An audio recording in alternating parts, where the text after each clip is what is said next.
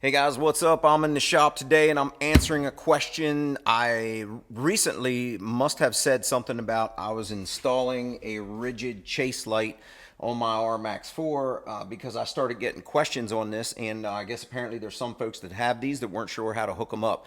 So today I'm going to show you how I hooked mine up and what I did to make it work and the options that I chose that work best for me. So let me show you real quick. These lights come in amber, blue, and red. I put a blue one on my Yamaha RMAX4 just basically because it's blue, it matches, and I didn't want another red light on the back, so it was kind of like all red, so I just kind of broke it up a little bit. I went with the blue option. You can see right here I took off the back right panel. I basically started testing the pigtails and seeing what goes to what. You've got this one here is your brake light, tail light, and this one here is your reverse light.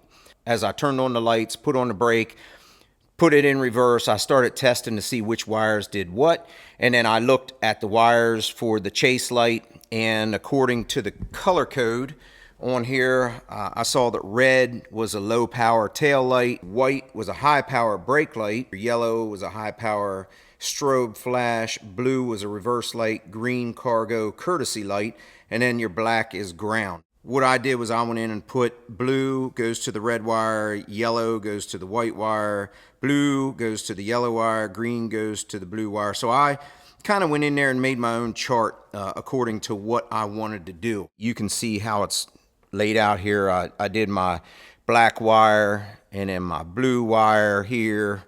And then I used the shrink tubing for color coordination so I know what goes where. This up here is my reverse lights. So basically, you know, it's just getting in there and figuring out what you have and what you want. So let's take a look at how I have these hooked up. All right, here's how I set up my light. You can set this up however you want. There's a little bit of flexibility here, but for me, this was kind of how I wanted it to work. So what I did, first of all, the bracket that comes with the light, I had to put a couple shims in it because it was a little bit too big for the bar right here. So I put a couple shims in there to hold that, and it holds really well.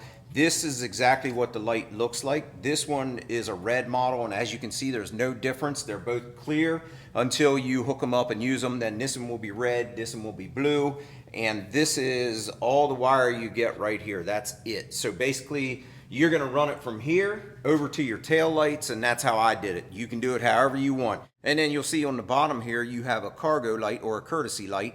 So what I did on mine is I hooked this up with my reverse.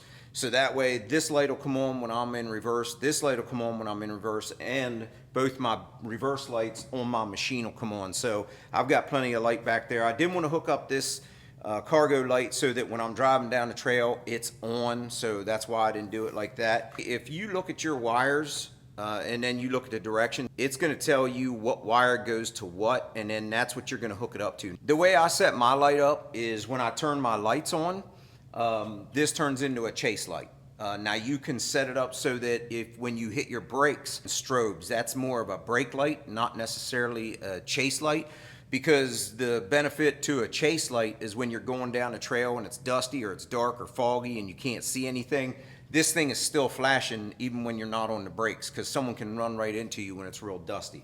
So let me show you real quick how I have it hooked up. Right now you'll see I have the key on and there's no lights at all. So now you see that it's a brake light. It's not a red brake light, but it does draw people's eye so that way they see your machine a little bit better.